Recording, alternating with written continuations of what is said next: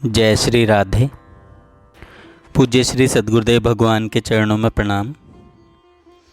कल्याण पत्रिका से श्री भगवान नाम और स्मरण भक्ति। संत श्री समर्थ रामदास जी महाराज कहते हैं, हे प्रभु, चाहे आप हमसे कितना ही दूर भागते रहें, आप निश्चय ही अपना नाम तो हमसे छीन नहीं सकते। हम अहर्निश उसे रटते रहेंगे। वास्तव में आप हमसे अलग हो ही नहीं सकते, दूर जा ही नहीं सकते। इस बात को भली भांति जानकर हम आपके नाम की रट लगाए रहेंगे। बस हमें आवश्यकता इसी बात की है कि आपके नाम को पकड़े रहें, उससे चिपटे रहें। फिर तो आप निश्चय ही हमारे सामने प्रकट होंगे और प्रकट हुए बिना नहीं रह सकेंगे। हम भोले भक्त अब तक बड़ी भूल में रहे, अंत में हमें आपको पाने का गुर हाथ लग ही गया। कल्याण प्राप्ति के लिए साधक को चाहिए कि वह अपनी प्रकृति एवं रुचि के अनुसार नवदा भक्ति में से किसी एक प्रकार की भक्ति का अभ्यास शुरू कर दे। प्रकट रूप में इन 9 प्रकार की भक्तियों में से किसी एक प्रकार की भक्ति का ही आश्रय लेकर भक्त क्रमशः भीतर ही भीतर आगे बढ़ता रहता है और बढ़ते बढ़ते जब वह भक्ति की अंतिम सीढ़ी आत्मनिवेदन भक्ति पर पहुंच जाता है, तब उसे भगवत साक्षात्कार हो जाता है। भक्त हृदय के लोगों का यह विश्वास होता है कि जीवन में भगवान ही उनके प्रधान अवलंब हैं अथवा वे ही उनके प्राणाधार हैं। वे यह समझते हैं कि उनके जीवन का मुख्य कर्तव्य उसे इस प्रकार ढालना, इस प्रकार का बनाना है कि जिससे भगवान में अतिशय प्रेम होकर उनका साक्षात्कार हो सके। हमारे पूर्वजों ने, भारतीय ऋषि मुनियों ने अपने विशाल अनुभव के आधार पर परिपक्व विचार के द्वारा यह निश्चय किया है कि नवधा भक्ति में स्मरण भक्ति ही वर्तमान युग के लिए सर्वोत्तम साधन है। इसमें न तो एक कौड़ी का खर्च है, न इसके लिए शास्त्रों के अध्ययन की आवश्यकता है, और न इसमें किसी प्रकार का शारीरिक परिश्रम है। और इसका अभ्यास सब समय, सब अवस्थाओं में, सब प्रकार के लोग कर सकते हैं, चाहे वे किसी धर्म, किसी जाति, किसी मत, किसी स्थिति और किसी भी उम्र के हों, स्त्री हो अथवा पुरुष। यही कारण है कि नाम भक्ति, स्मरण भक्ति सबसे अधिक सुसाध्य एवं सरल मानी जाती है। यद्यपि इसमें भगवान के प्रति अटल विश्वास एवं कठिन से कठिन परिस्थिति में भी इसे अक्षुण्ण रखने की अनवरत मानसिक चेष्टा की बड़ी आवश्यकता होती है। भारतीय संतों ने सभी युगों में पूरे उत्साह के साथ उन सब लोगों को जो उनके संपर्क में आए और जो कठिन साधन नहीं कर सकते, इसी भक्ति का उपदेश दिया। स्मरण भक्ति, जिसे साधारणतः लोग भगवान के नाम का स्मरण भी कहते हैं, इसका अभ्यास स्मरण भक्ति का अर्थ है कि भगवान के किसी भी पवित्र नाम का जो भक्त को प्रिय हो, मन ही मन उच्चारण करना अथवा नाम के सहारे से नामी भगवान का चिंतन करना। भगवान नाम की बार बार आवृत्ति करने का नाम है जप।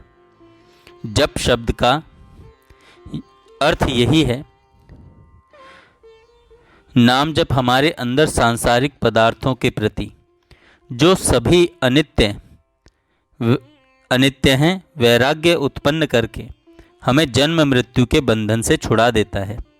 इसका अभ्यास यदि बराबर चलता रहे तो यह एक दिन अवश्य हमें भगवान का साक्षात्कार एवं मोक्ष की प्राप्ति करा देता है।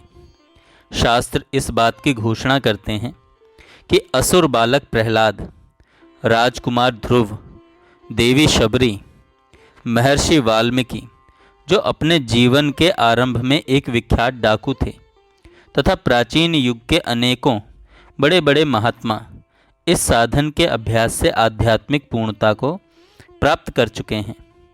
आधुनिक काल के इतिहास में भी इस प्रकार के कई उदाहरण मिलते हैं।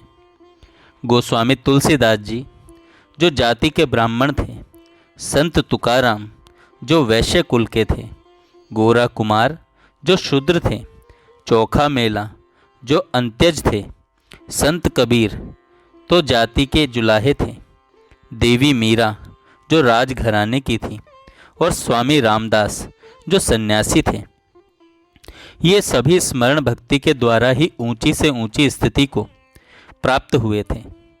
इनके अतिरिक्त विभिन्न जाति एवं धर्मों के वृद्ध युवा, धनी गरीब, स्त्री पुरुष एवं सभी आश्रमों के अनेकों ऐसे संत हो गए हैं जिन्होंने स्मरण भक्ति के द्वारा भगवान को प्राप्त किया।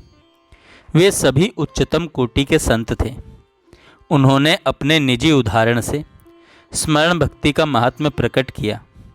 वर्तमान युग में भी ऐसे लोगों के उदाहरण मिल सकते हैं जिन्हें इस साधन से लाभ हुआ है। इससे यह सिद्ध होता है कि मनुष्य मात्र के कल्याण के लिए भगवान का नाम सभी काल में उपयोगी है। कुछ लोगों का मत यह है कि वैखरी वाणी के द्वारा भगवान नाम के स्पष्ट उच्चारण का नाम ही नाम स्मरण है। एक प्रकार से यह ठीक भी है, क्योंकि मन की प्रेरणा से ही नाम का उच्चारण संभव है। परंतु इस क्रिया को वास्तव में नाम स्मरण न कहकर नाम उच्चारण कहना अधिक सुसंगत होगा। अवश्य ही इससे साधक की वाग इंद्रिय एवं श्रवणेंद्रिय की शुद्धि होती है। यही नहीं, शास्त्रों में तो नाम की महिमा यहाँ तक कही गई है कि मरते समय यदि किसी के मुख से भगवान नाम का उच्चारण मात्र हो जाए तो केवल उतने से ही उसका कल्याण होना निश्चित है। इसलिए नाम उच्चारण के अभ्यास पर इतना जोर दिया गया है। परंतु दुर्भाग्यवश प्रतिकूल प्रारब्ध के कारण बहुधा अंत समय में लोगों की बोली बंद हो जाती है, जिसके कारण वे नाम उच्चारण कर नहीं पाते। परंतु ऐसी स्थिति में मरणासन्न व्यक्ति को भगवान का नाम सुनाने से भी बहुत शुभ परिणाम होता देखा गया है। क्योंकि मृत्यु के समय प्राणी को जो असहाय वेदना हुआ करती है, उसमें भगवान की स्मृति छूट जाने का भय रहता है और नाम श्रवण से भगवद स्मृति को जगाने में सहायता मिलती है। इसीलिए हमारे शास्त्रों में ऐसा विधान किया गया है कि मरते हुए व्यक्ति को वो जिस कोठरी या कमरे में हो वहाँ का वातावरण शांत होना चाहिए। वहाँ पर जो लोग मौजूद हों उनके द्वारा कोई ऐसी क्रिया नहीं होनी चाहिए जिससे मृत्यु होने वाले व्यक्ति की वृत्तियों में विक्षेप हो। और व्यक्ति के मित्रों एवं संबंधियों को चाहिए कि वे उसकी अन्य प्रकार की सेवा करने के साथ ही साथ धीमे धीमे स्वर में मरते हुए व्यक्ति को भगवान के मधुर नामों का श्रवण कराते रहें। मनुष्य के जीवन में उसकी सबसे बड़ी सेवा यही मानी गई है कि अंत समय में उसे भगवान के पावन नामों का श्रवण कराया जाए। भक्ति की साधना में केवल भगवान नाम के मानसिक जप की अपेक्षा भी भगवत चिंतन का स्थान अवश्य ऊंचा है, क्योंकि भगवत चिंतन में ध्यान भी आ जाता है, जिसके द्वारा साधक नामी के स्वरूप में गहरी डुबकी लगाने में समर्थ होता है। और ध्यान से ध्यान रहित नाम स्मरण की अपेक्षा भगवत साक्षात्कार बहुत जल्दी होता है। नाम उच्चारण तो नाम स्मरण में छिपा रहता है। कभी कभी जब भक्त भगवान के चिंतन में तन्मय हो जाता है तो उनका पवित्र नाम उसकी वैखरी वाणी से अनायास निकल पड़ता है।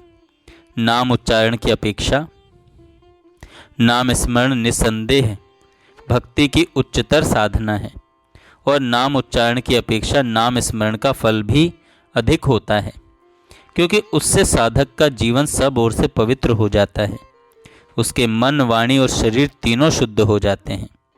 नाम स्मरण से मानस रोगों की निवृत्ति तो होती ही है, साथ ही यदि शरीर में किसी प्रकार की व्याधि या पीड़ा हो तो मन दूसरी ओर लग जाने के कारण उसकी तीव्रता भी कम हो जाती है।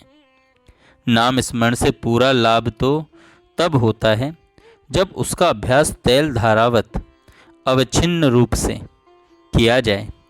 कभी नाम का तार टूटे ही नहीं, स्मरण निरंतर होने लगे। इसके लिए यह आवश्यक है कि साधक नियमित रूप से निश्चित समय तक इसका एकाग्र मन से प्रतिदिन अभ्यास करे और क्रमशः स्मरण के समय को बढ़ाता जाए। जय श्री राधे। जय श्री राधे। पूज्य श्री सद्गुरु